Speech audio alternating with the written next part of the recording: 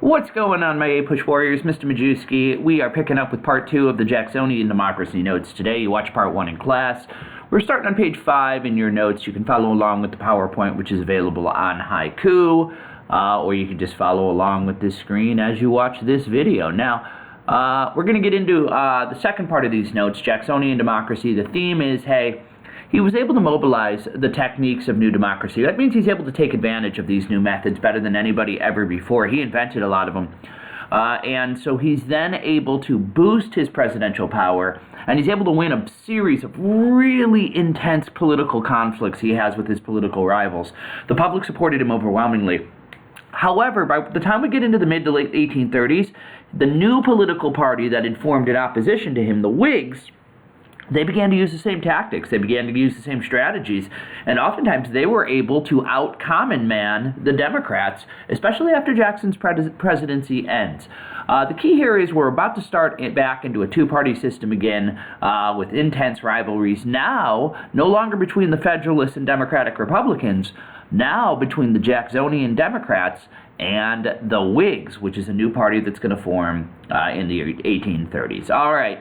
So again, Jacksonian democracy, politically, what was it all about? We already covered a couple of these things. One, massive increases in the number of people that are voting. All free men, for the most part, are able to vote. And so that massively increases the number of voters, and it massively increases politicians' needs to get out and convince these people to vote for them. So the appeals are much more like appealing to middle and lower class Americans for the first time, trying to make it seem like presidents are one of those sorts of people in order to gain the trust of the masses to vote for them. One of the things Jackson is really well known for as well, I'm going to go down to C here, is the spoil system. The spoil system is a term we use where he rewarded his supporters, people who helped to get him elected. He rewarded them with government jobs. So if you helped Jackson out, he was willing to support you by giving you a position within the government, regardless of maybe even whether you deserved it or not. What I mean by that is whether you would be good at it. The man who really helped create this is a future president and Jackson's right-hand man. His name is Martin Van Buren. And Jackson called it rotation of office. He said, hey, it's always good to have new government workers in there to gain experience so that people don't get set in their jobs and don't want to improve.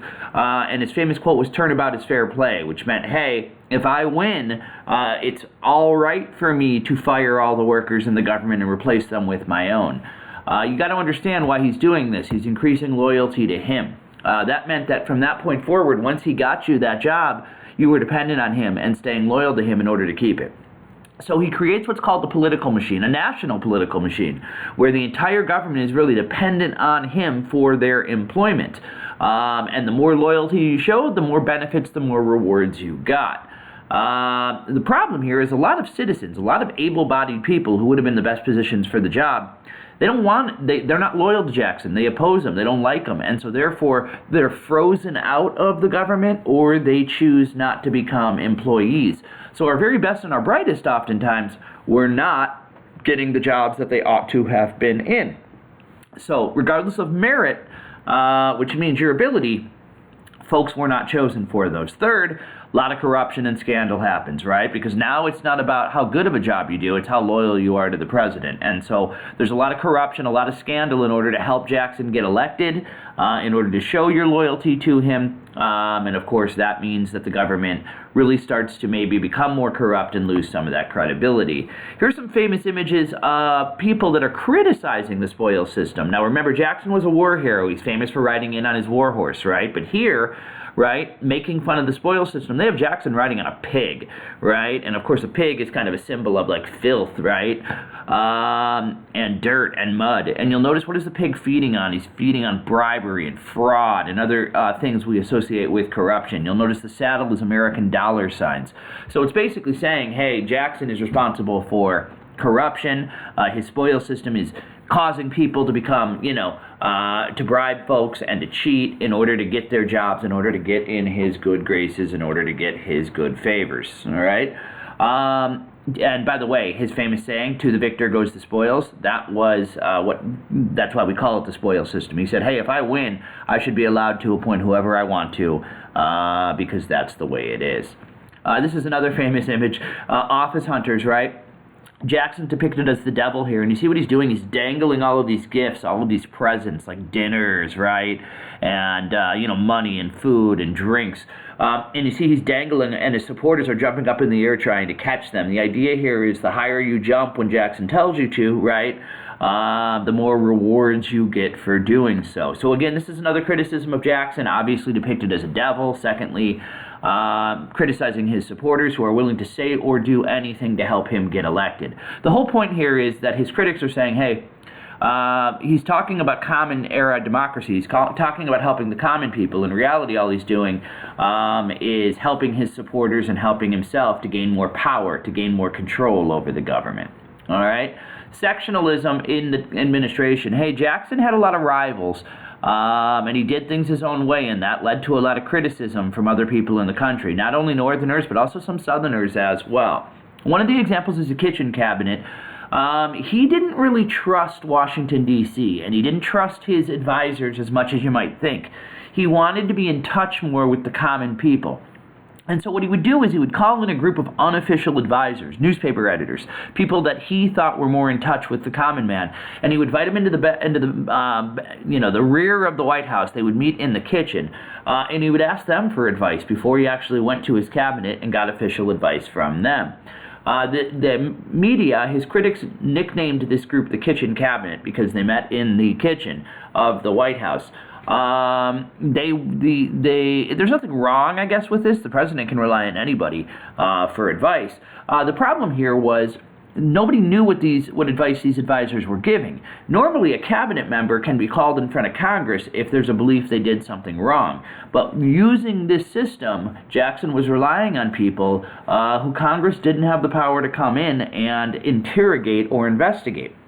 And so some people thought that maybe his handling of this was wrong, and that he wasn't being very transparent, and that he should just rely on his regular cabinet like previous presidents had as well. You can see why he did it, right? He kind of thought, hey, I want to stay in touch with common people, and so I'm going to really rely on certain people for unofficial advice who I think maybe know what the common man is thinking more than my own officially appointed cabinet members would.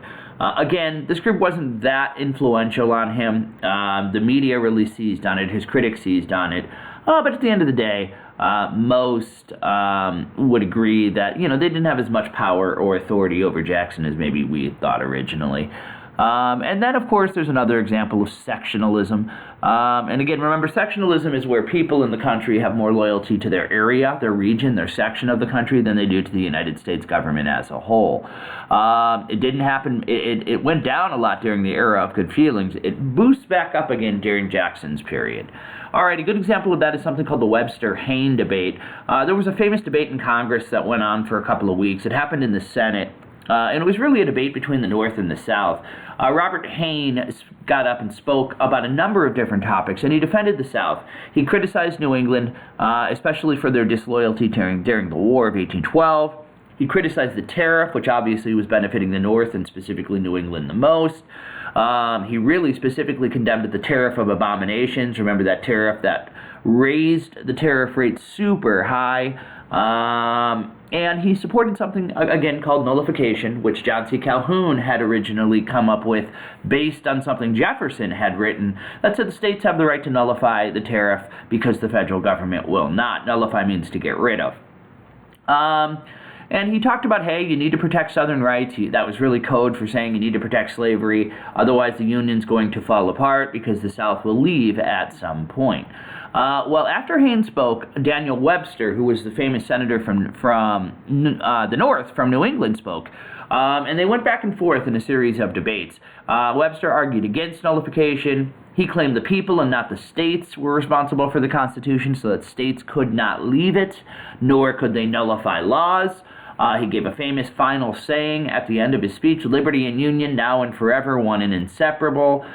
These debates really captivated the nation. And people really were paying attention to these. They really kind of typified the growing divide between North and South in this country. It demonstrated rising sectionalism between the North, the South, and the West. Each side believed they had won the debate, or at least their person had won the debate. Ultimately, more than anything, historians just think it's a sign of the growing division that is happening in the country while Jackson is president. You can skip over these because they're no longer on the AP exam, and instead, we're going to go to the Tariff Controversy. The most important reason, another good example of sectionalism is the issue over the tariff, as you guys know. It gets to be so bad, the tariff, that when Jackson defends it, right, because of a crisis that's about to happen, his own vice president resigns. His vice president was a fellow Southerner, John C. Calhoun. You might remember that name. And he's so outraged by Jackson's defense of the tariff, which Calhoun, the Southerner, thinks is wrong, that Calhoun eventually resigns the vice presidency. He goes home, and then he becomes one of Jackson's leading critics. So this is how divisive Jackson's presidency was. His own vice president steps down and then goes home and becomes one of his greatest political enemies afterwards, all right? Now, Jackson was a Southerner, but remember, he believed in presidential power. He believed in federal power. And so if somebody's going to challenge his presidency and claim states have the power over him to make decisions, he had a huge issue with that, and he would stand up to that. And so that's what causes him to have enemies within his own party and within the South, which is where he was from. All right, let's get to this crisis. It's called the Nullification Controversy of 1832. This is why Calhoun resigns. So South Carolina and other southern states are still just furious over what has happened here with the Tariff of Abominations a few years back. Remember, they saw it as abusive. They thought that it was hurting them, one, because they were having to pay higher prices for goods. Secondly, because when they sent their crops overseas, they got hit with retaliation tariffs. So they thought, hey, this is unfair. Secondly, if the federal government forces the tariff on us now, that means down the road they might be able to force us to get rid of slavery as well. And so a group of congressmen in South Carolina, which is really the heart of slavery and the heart of anti-tariff attitudes, they would call themselves the Nullies. They tried to nullify the tariff, which meant they tried to cancel it within their own boundaries. And again, we're talking about a tariff that is really high during this period. We're talking about a tariff here. Look at how high it is, one of the highest points in American history. Look at where it is continually going up, and the tax rates are about 50%, close to 60%. All right? So, in 1832, we're up for another tariff. The tariff has to be renewed every 4 years. So it's time to renew the tariff in 1832. Congress decides they're going to lower the tariff from 45% to 35%, right? But Southerners were unhappy with that because they wanted it even lower. They thought it should be even lower than that it had just been too darn high in 1828, and the reduction wasn't enough in 1832. So now South Carolina does nullify the tariff of 1832. Remember, they tried in 1828, but they couldn't. They didn't have the support. In 1832, they do. That's how outraged Southerners are by it. So the state of South Carolina declares that the tariff no longer exists. And they basically said, we're not collecting the tariff anymore. We're holding on to the money that's previously been connected within our state. And then they said, hey, let's make military preparations in case the federal government tries to send troops down to stop us. This is where Jackson gets furious. Jackson basically considers this a challenge to his presidency. How dare South Carolina raise military and threaten to secede, which means break away, if Jackson goes down and sends the troops to collect that money. And so Jackson considers it a threat. South Carolina basically says, forget you, we're not collecting the tariff, we're not handing over the money, don't try to force us to do so or we will leave this country. And what happens here is, and I'll come back to this image in a little while, what happens here is Jackson comes out and publicly speaks out against South Carolina. He speaks out against the southern states. He says, you don't have the right to nullify the tariff. States don't have the power over the federal government. Now, privately, he's threatening to hang the people who are responsible for this because he's got a huge ego. And he doesn't believe that states ought to have the right to challenge presidential authority. He begins military preparations. He wants to send the troops in to South Carolina. He wants to show them using force who's in charge. And it feels like we're on the verge of a civil war. A lot of folks believe that if he sent troops down to South Carolina, that other southern states would break away as well, and we might have a little mini civil war. This was a political cartoon that was criticizing South Carolina and Southerners for their trying to nullify the tariff. It's basically saying, hey, once you nullify, right, you start moving on the steps toward treason to civil war. And we shouldn't be allowing these Southerners to nullify or to ignore the Constitution.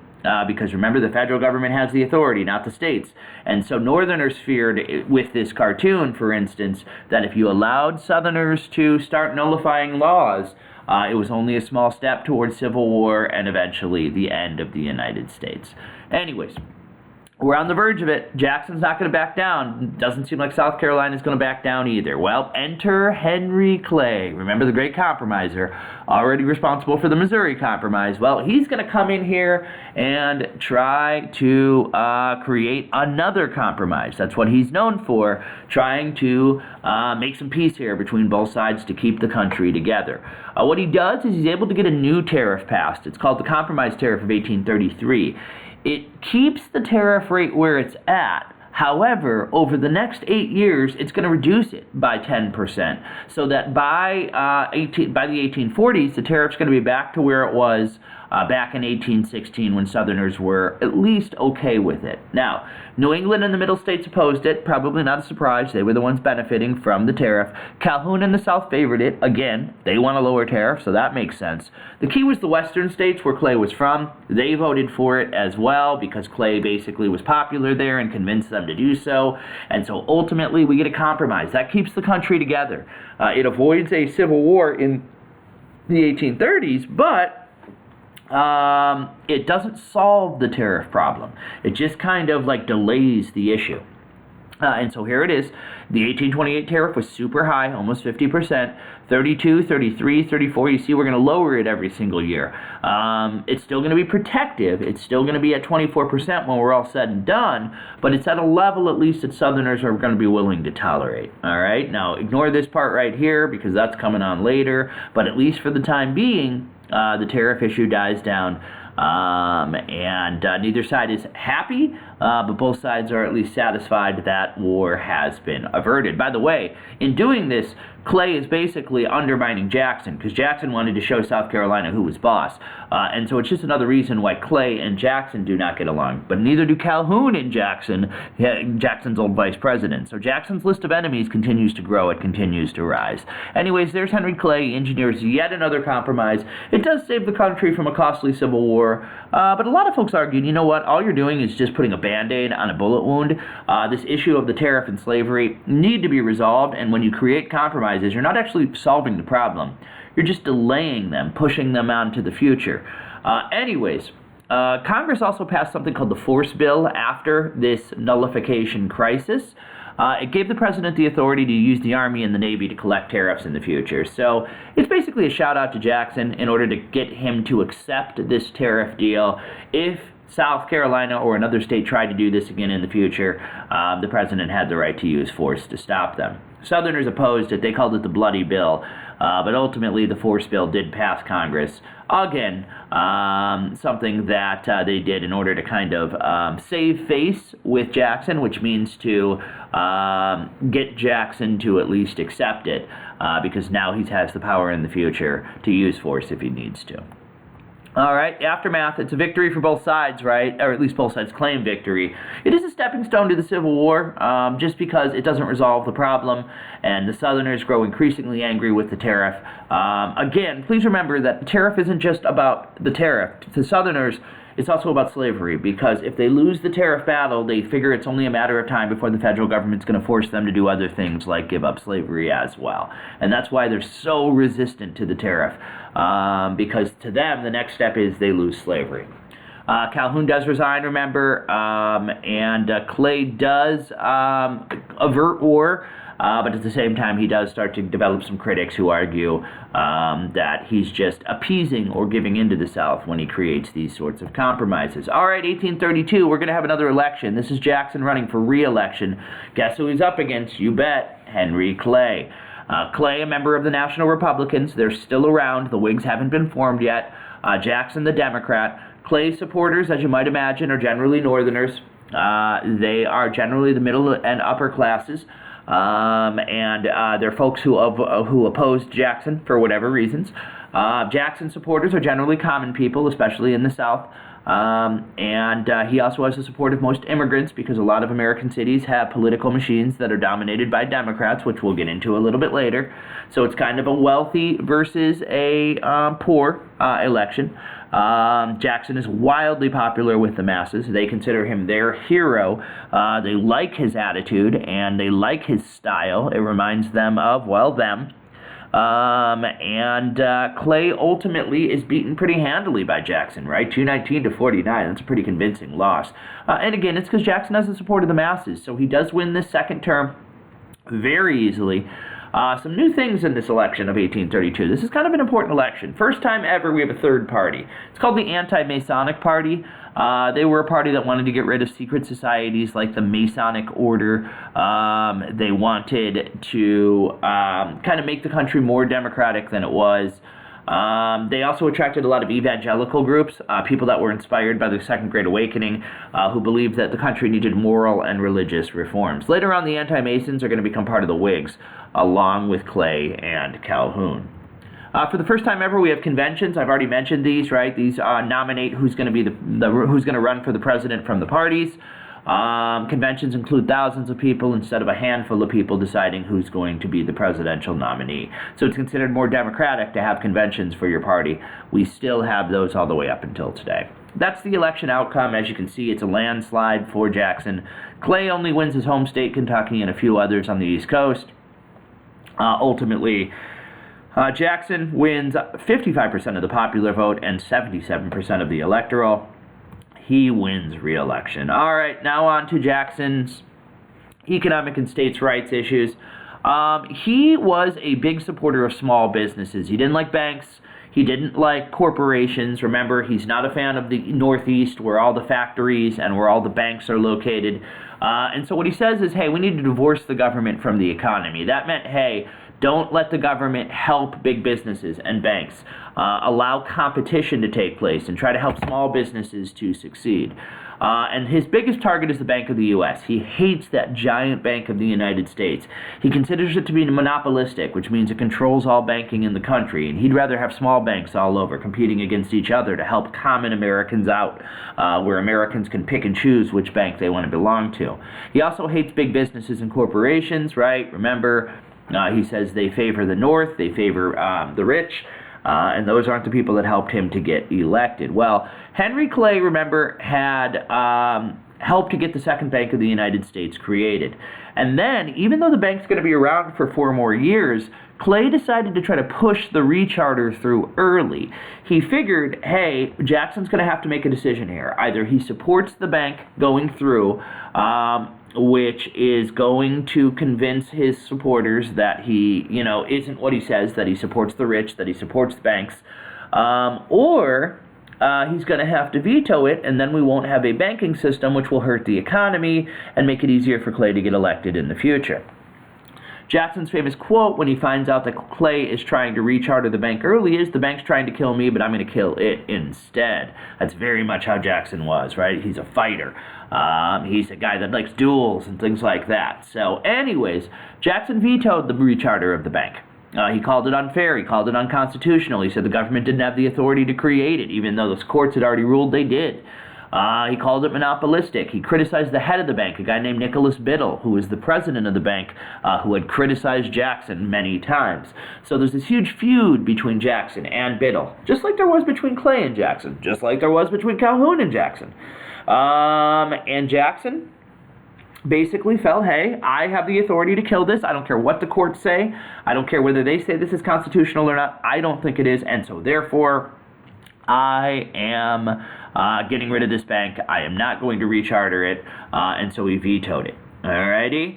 And the bank becomes one of the major issue in the 1832 election. If you supported Jackson's position, you voted for him. If you didn't, you voted for Clay. We know how that went. The people overwhelmingly supported Jackson, and so that motivated Jackson, even though the bank was going to run out in 4 years anyways, to try to kill it off even earlier, just to send a message to his rivals. Hey, you mess with me, you try to challenge me, I'm going to win in the end. All right?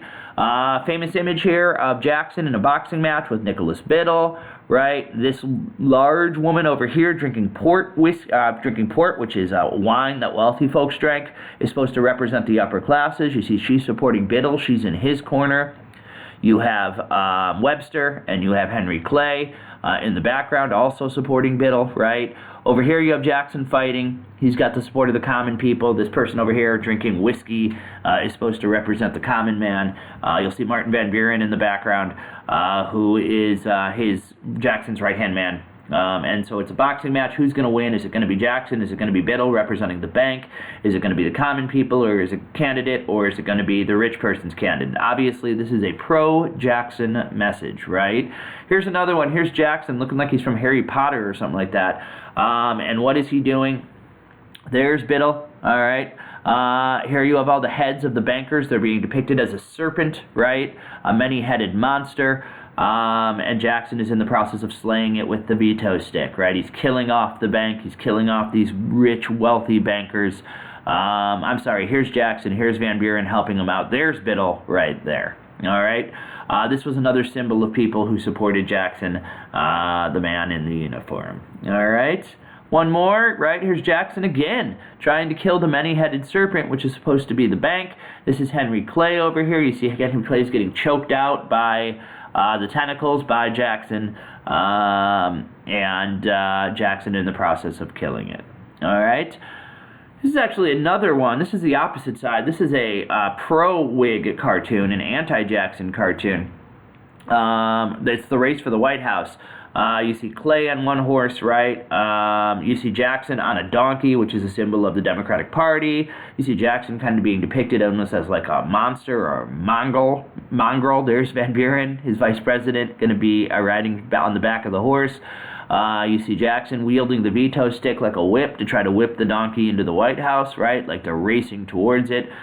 Clay is carrying a package on the back of his horse. It says the American system. And do you see what's about to happen? According to this cartoonist, Jackson's making a mistake by vetoing the bank, and he's about to trip up over the bank, which means this cartoonist thinks it's going to help Clay win the election in 1832 and become the new president. Boy, was this cartoonist wrong, right? Because in the end, the people overwhelmingly supported Jackson's decision, and he cruised into the White House, despite what this cartoonist believed would happen as a result of the bank. Here's a pro-Jackson image, Mother Bank, the downfall of Mother Bank. Do you see how the bankers here, Biddle and the others, are being portrayed as devils or cowering in fear at Jackson? And you see what he's doing. He is actually announcing with this order that he's canceling the bank, and all the pillars of the bank are falling down under the might of Jackson's decision. And the bankers who are, money hungry, they're cowering in fear, or they're running away like the devil that Biddle is being portrayed as. Again, you see the common people in the background cheering on Jackson's decision. Anyways, what Jackson did is he, in order to get rid of the bank, he knew that it was still around for 4 more years. He didn't have the power to just get rid of it. The only Congress could do that. So what he did is he ordered the money that was in the bank, the federal government's money that was kept in the bank, he ordered it out of there. He did have the power to do that. And he moved it into a bunch of smaller banks, state banks and local banks that were loyal to him. They were called his pet banks. So he removed the federal deposits from the Bank of the United States, and he put them into 23 smaller banks in places that were loyal to him. Eventually, the Bank of the United States did not have the money to be able to pay off its debts, and so it had to close down early, 4 years before it was supposed to end on its own. It's known as Jackson killing the bank by slowly removing the money from it and putting it into others. Again, he did have the authority to do that, and he did, and so that's how the Second Bank of the United States ends.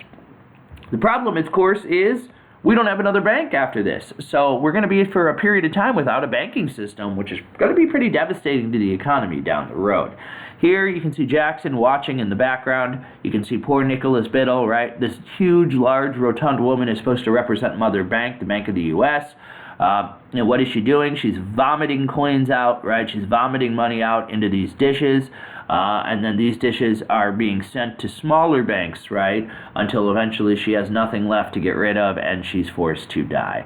So here you have Clay, you have Calhoun, you have Webster, You have Clay. What are we going to do? Jackson's in the background watching and kind of enjoying the entire scene. Nicholas Biddle is trying to help his precious mother bank as she loses her money. So this is a cartoon that is cheering on Jackson as he is able to win this conflict with Biddle and with Congress over the Bank of the United States. All right. Let's stop for 1 sec. So, a couple of other final things with Jackson and his economic policy. After the fall of the Bank of the United States, we start to experience some economic decline here. And one of the problems was that the small banks that were suddenly popping up now to replace the large Bank of the United States, especially out west, were called wildcat banks. And they were printing a lot of paper money, and that was causing inflation to skyrocket in the country. And so Jackson issued something called the Specie Circular, which basically said from now on, all lands, especially lands out west, could only be paid for with hard money, with gold and silver. No more paper money. This actually hurt a lot of farmers who were depending on these new banks to give them loans in paper money. And so inflation starts to skyrocket. We run out of gold and silver in this country. We run out of hard currency. And it leads to an economic crisis out west that's going to result in another panic down the road. So in killing the bank and issuing this, Jackson actually really harmed the economy. Fortunately for him, he's not going to be president much longer, and so it's really the guy that comes after him, Martin Van Buren, that's got to deal with these problems during his presidency. Now, a couple of other things here on Jackson. He really supported competition. He did not like big businesses. He did not like corporations. And so, he and Congress made it easier for businesses to be created, especially small businesses. They created what were called incorporation laws. And what it said is if you wanted to start a new business, you could. You could start out a new limited liability or LLC business. A lot of businesses, if you look at them today, look at their name, and if you look on it, it'll say LLC afterwards. What that meant was a business owner could start a new business out, and he didn't have to risk his own money. His own personal money could not be touched, even if the business didn't succeed. This is good because if you have a good idea and you want to start a new business, you don't have to worry that if it fails, your own personal money is going to be lost in the process. So it encouraged a lot more businesses to be started. It encouraged a lot more people to try to get into business and to come up with good ideas in order to succeed and make money without the risk of losing your own personal fortune. That's another good example of how Jackson really believed in economic competition. He wants lots of businesses. He wants a lot of competition because he thought prices would go down, and that would help the common people be able to buy goods at lower prices. Another good example of Jacksonian democracy at the time is the Charles River Bridge decision. He supported this decision. There was a bridge that was built over a river in Massachusetts. And it was run by a bridge company. A second bridge was was being built, and that one was given to a different company so that they would compete against each other to charge lower rates. The first bridge company sued, says, hey, that's unfair because we are the only ones who have the right to run bridge traffic in this area. Jackson had just supported a new Chief Justice, a guy named Roger Taney, who had just replaced John Marshall, if you can believe it. And Taney, a Jacksonian, supported the second bridge company. He ruled, hey, it's always good to have competition in public works. It's always good to have competition when it comes to infrastructure because that means the public has to pay lower rates. This was a victory for competition. It was a victory for Jackson. It was a victory for new businesses who were better able to compete with old ones that ultimately Jackson believed would help the people out. A couple of other things. Jackson is Jacksonian. He is states' rights in some ways. The biggest example of that is he did not believe, just like Jefferson, just like Madison, just like Monroe, that the federal government should spend monies on interstate improvements, on roads and canals. He thought states had to do that. He did not fund or support internal improvements.